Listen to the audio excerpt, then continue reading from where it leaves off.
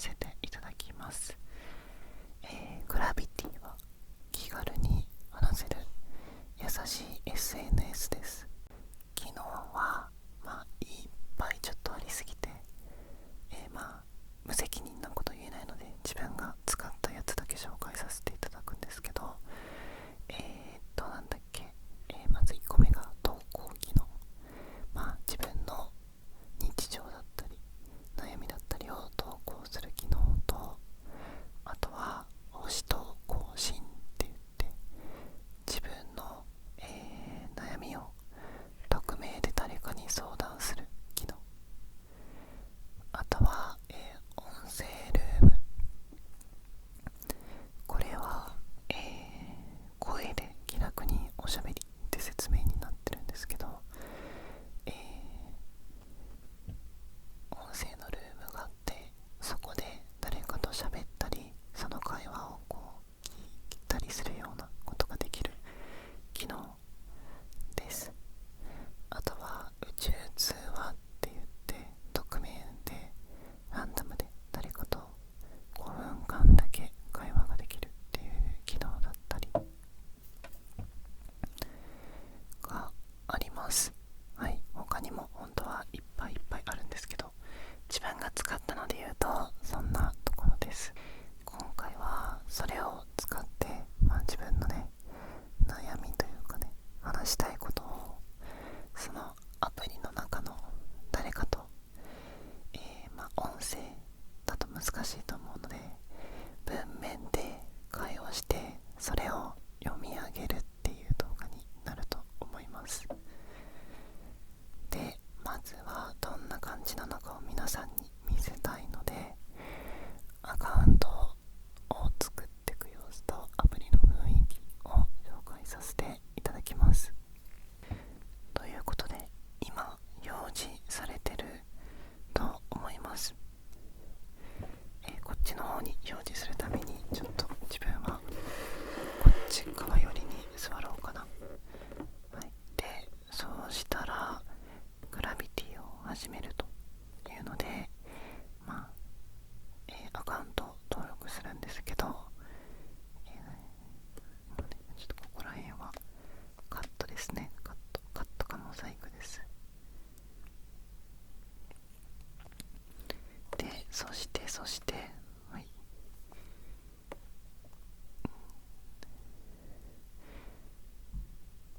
ということで、こちら今自分のプロフィール何にも登録してない状態なんですけど、これが性格タイプ診断っていう機能があって、この左上のあたりですね。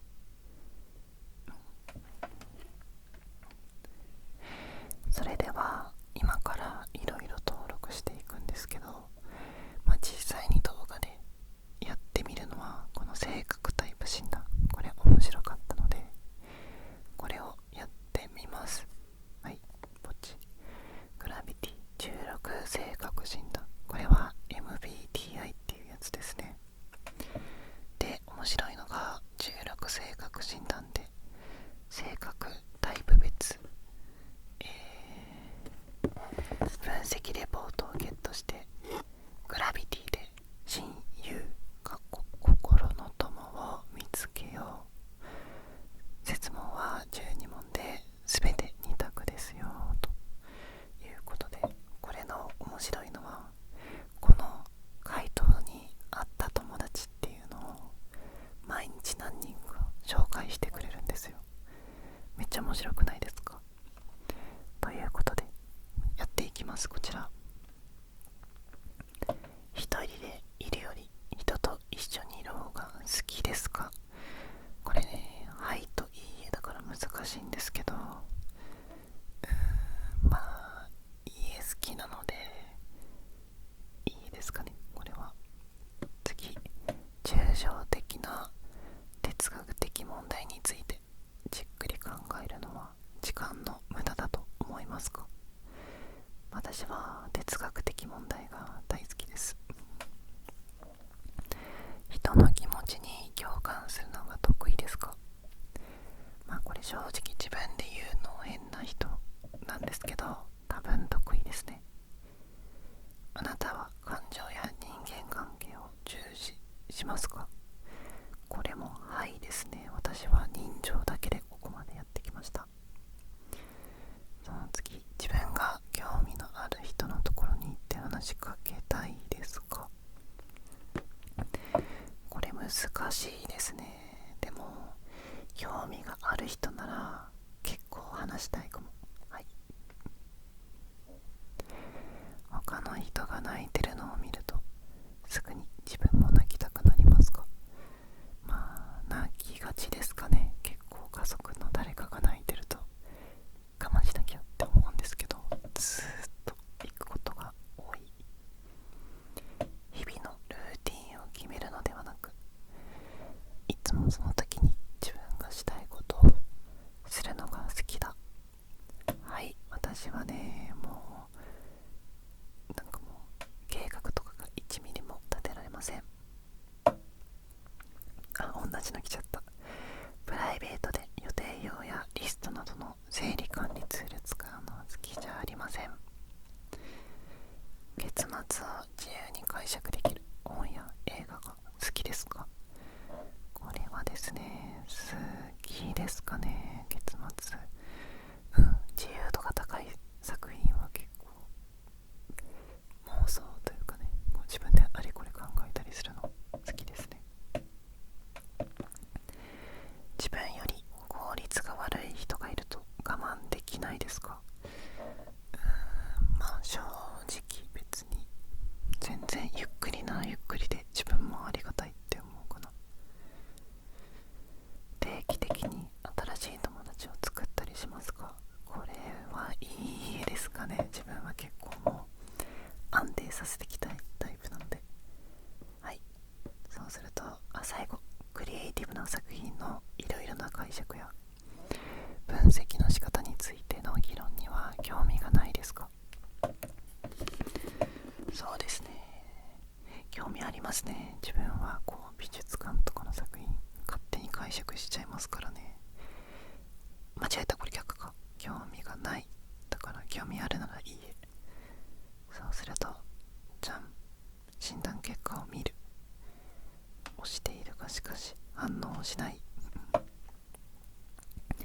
しばしお待ちください。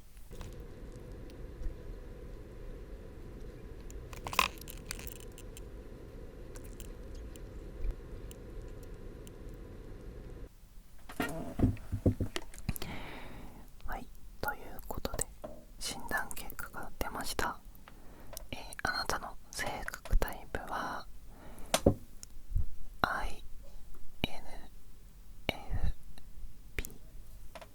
はい、間違いないですね。 INFP です。でまあいろいろ書かれてて面白いんですけど、ここはバーッと飛ばしていって、この右下のボタン、気が合う相手を探す、これなんですよね。グラビティでは本当に相性がいい親友とつながれます。16性格診断プレミアム診断の回答一致数、性格タイプ、趣味タグに基づいて AI がグラビティの中で最も相性のいい人を見つけます。ということで、心の友、親友からメッセージが来たら DM をタップしてドアを選択して内容を確認しよう。親友を見つけられることはめったにありません。この一期一会を大事にしましょうということでね、これがね本当に面白い機能なんですよね。でこれ最初に表示されるんですよ、相手側に。この人と性格が一致してます、一致じゃない、相性がいいですってなったら、この人っていう風にこう選ぶとメッセージが表示されて、そのメッセージをここで選べるということで、まあ自分だったら何が聞きたいかで言うと、なんだろう、幸せな瞬間はいつですか？こういうのですかね。なんか人の内面も外面もこれで見透かせるような質問だなと自分では思います。買い物とか寝る時とか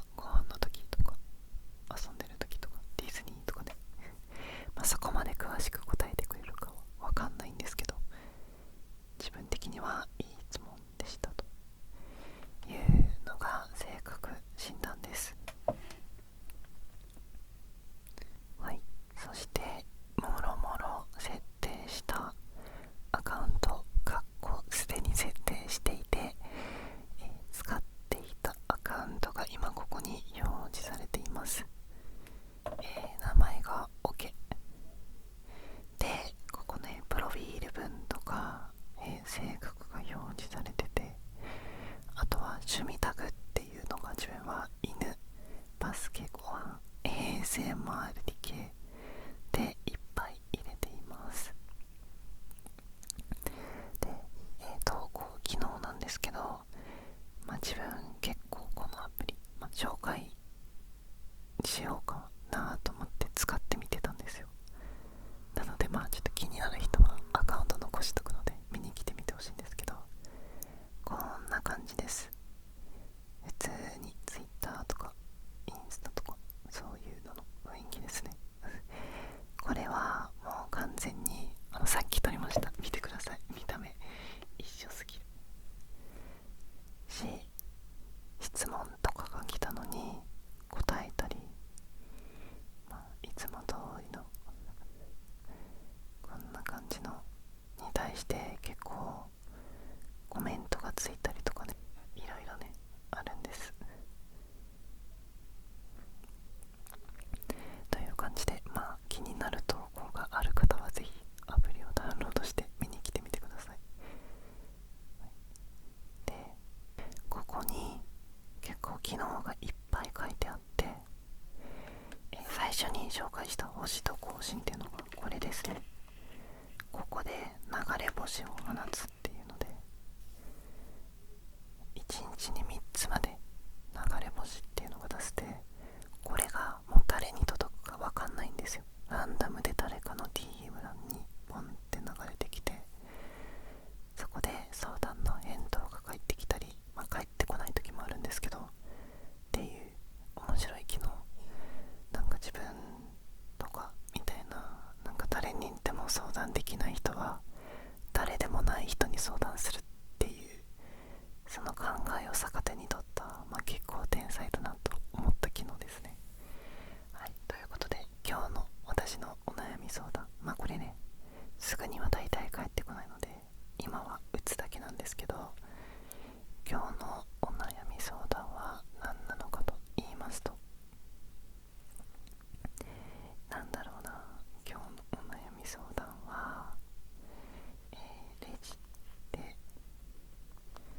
でポイントカードありますって言えません。どのタイミングで言いますか？しょうもなすぎるんですけど、これ今日本当にあったんですよ。レジで前の人は聞かれてたんですよ。レジでポイントカードありますかって。で、自分もそう思ってポイントカードを準備してったんですよ。モバイルに表示して。でもそしたら聞かれなくって、ポイントつけないやつだと思われたんですかね。で、言い出せなかったっていう。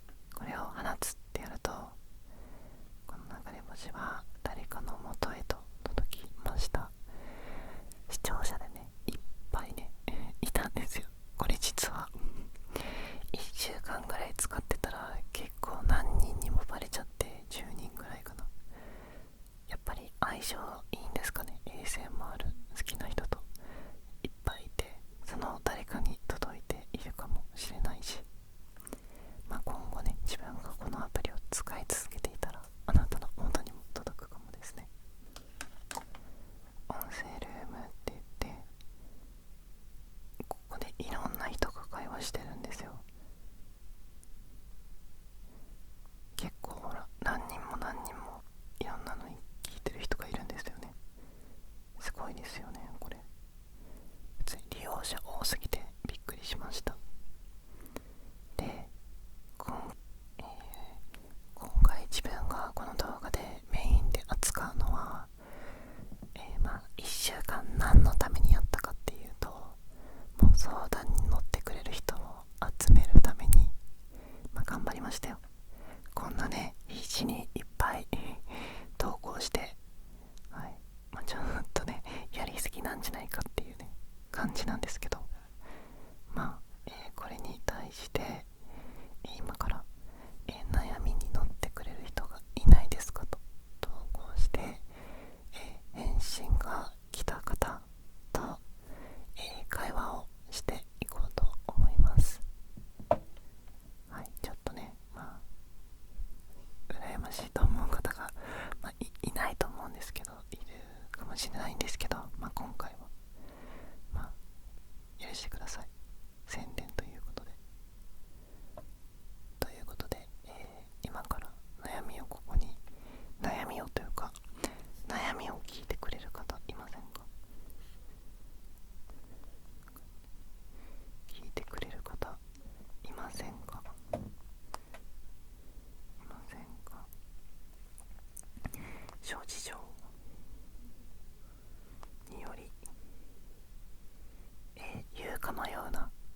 SNS に載っけるって、名前消してあげればいいか。悩み聞いてくれる方いませんかで、写真があった方がみんな答えてくれそうだけど、いいか。じゃあとりあえずこれだけをいいねくれた方に相談しに行きますと書いて、これで、いいねをくれた方に相談した内容がこの後画面に流れながら自分の朗読が行われると思います。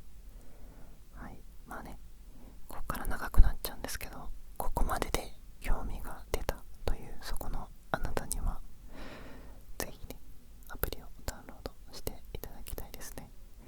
1週間使ってみて普通に楽しかったし、普通に利用してたんで、視聴者の人にびっくりさせちゃいましたね。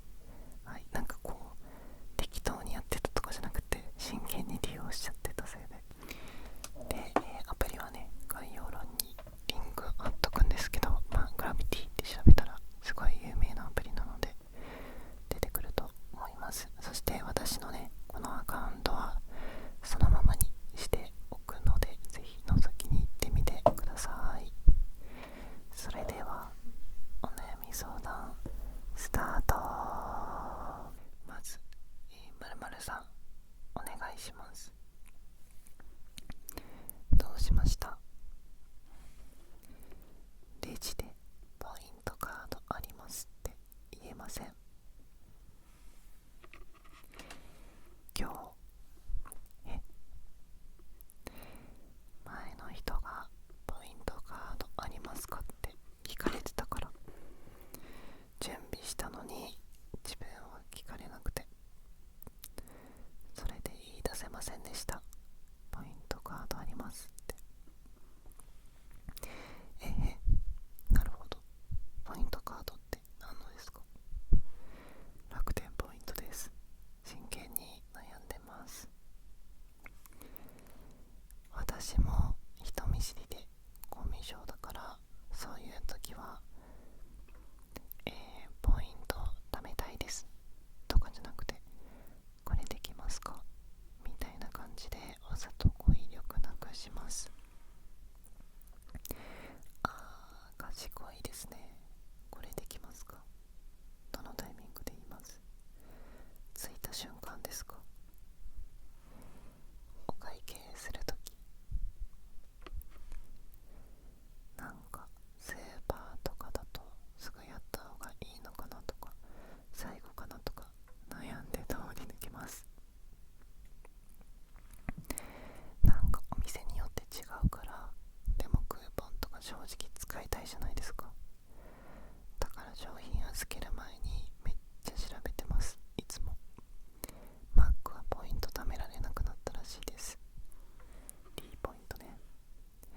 確かにニューニュー円ですの後に言ってます。ポイントは下調べ不足、甘いですね。自分のそこに差し込むのか、私が別に警戒心強いだけで。でもこれできますか？めっちゃいいなと思いました。ありがたやです。よかったです。ストーカーとかじゃなくてよかったです。全然毎日幸福ライフです。実践したらまた報告します。ありがとうございました。かわいいお悩みです。またお話待ってます。はい、といった感じで、1人目の人にはポイントカードがありますって言えない悩みについて打ち明けさせていただきました。めちゃくちゃ優しかったですね。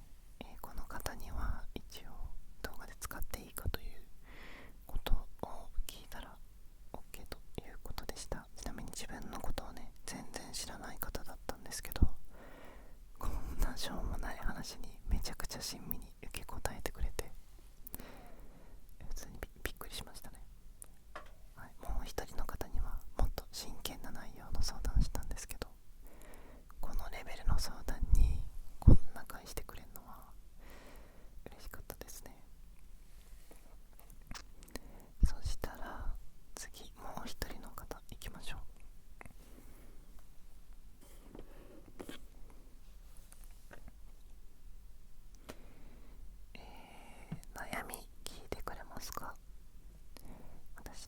えば。本当ですか？本当にしょうもないんですけど、なんでも聞きます。優しさ感じます。そしたらお願いしたいです。どんとこいです。塾でバイトしてるんですけど、場先の後輩の子、内気な女子がいまして、その子がすごい先輩を立ててくれるタイプの子すぎて、自分的に全然仲良くなれる感じがしないんです。恋愛的なことは全くないんですけど、ちっちゃい塾だから少しでも残りたいなって思ってもらいたくて、いい環境にしたいんです。女子的に先輩男子にこう絡んでほしいとかありますか？なるほど。お話聞いていて本当にいい子ではあるけど、なんとなく壁を感じちゃう感じの女の子なのかなと想像しました。本当にそうなんです。残りたいと思ってもらいたいと思ってるおけさんが素敵です。いやいや、素敵返ししときます。本当にアバウトなんですけど、どうしてあげるのが正解ですかね。なんだろう、仕事の話だとどうしても最終的に先輩を立てるような話につながっちゃうのかなと思ったので、ナチュラルに好きな食べ物の話とか出身地の話とかしてくれると、視線と距離が近くなって居心地良くなるんじゃないかなと思いました。人間だし自己開示欲的なのが少なからずあると思うので、好きなものの話をするのは嫌じゃないと思います。とてもありきたりな回答ですみません。自己開示欲をかき立てる作戦ありですね。なんかプライベートな質問すぎると怖いですよね。急だと怖いかも。まだお仕事関連の話しかしない感じの関係ですか？学校の話とか聞いたりするんですけど、自分が楽しんで終わりみたいになっちゃうというか、されちゃいます。先輩風吹かせすぎてるんですかね。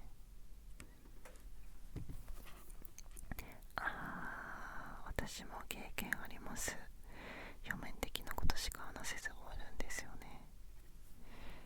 そうなんですよ。なんかいじったりいじられたりすると仲良くなれるかなとも思いつつ、やりすぎたらと思いつつなんです。私も塾でバイトしていて、一つ下に同じようなタイプの子います。その子バイト同士の輪に入れてないよなと思いつつも、あまりプライベートなことについて詮索されたくないタイプなんだなと割り切って、あまり深い話はしていません。でも仲間忘れにするわけではなく、飲み会などの集まりには誘う。結局来てくれたことはありません。結果論ですが、今もバイト続けているので、この感じがその子にとってもやりやすいのかなって落ち着いています。いじるのありだと思います。笑顔が見れそう。でも男の子から女の子のいじりってちょっと難しそう。確かにいてくれてるということはと納得しようかな。それが仲いい他のバイトの女子に相談して、その子に協力してもらおうかな。それはめちゃめちゃありだと思います。本当にありがとうございました。真剣にお話聞いていただけて。あと、私はそういう子に対してプライベートの話はしないけど、仕事で困ったことないか細かくヒアリングするようにしてました。私何もしてないです。頑張ってください。しすぎますね。仕事面で仲良くなれるように頑張ります。YouTube やってますか？はい、ということで、2人目の方は視聴者さんでした。最後まで気づかなかったですね。本当にこれ以外の会話してなくって。ただそうだったとしてもめちゃくちゃ真剣に聞いてくれるじゃんって優しかったですね。悩みの内容は本当だったり嘘だったりするんですけど、ちょっと参考にしようかなっていうのは何個かありましたね。どうですか？なんかいいアプリだなって思いませんか？はい、このアプリはね、女子同士でも男子同士でも話ができるアプリなんですけど、今回自分は2人とも女子でしたね。こんなに真剣な話じゃなくても、これめっちゃ面白くねとか、そういうのの共有の試合もできると思います。本当にね、もうここまで見てくれてる人ね、あんまり宣伝とか気にしてないと思うんですけど、このアプリの誰にもできない話、誰にも相談できない人は誰でもない人に相談するべきなんじゃないかっていう、これは自分が勝手にそういうアプリだなって思った視点なんですけど、この視点はすごくいいし、自分は嬉しいなって気持ちになったので、今回紹介させていただきました。ぜひ誰でもない誰かに相談してみたいなと思ったあなたは、このアプリをダウンロードしてみてはいかがでしょうか。またやってみたら意外とハマるっていうのもあるので、ぜひ自分のアカウントを見に行くだけでもやってみてください。なんか好評だったらまたこの企画やりたいですね。自分的にはなんか自分が誰かと会話してるっていうのがすごい新鮮だったし、読み上げてくのがなんか自分に対しては思わないですけど、自分が好きな ASMR やってる方がこの企画やってくれたら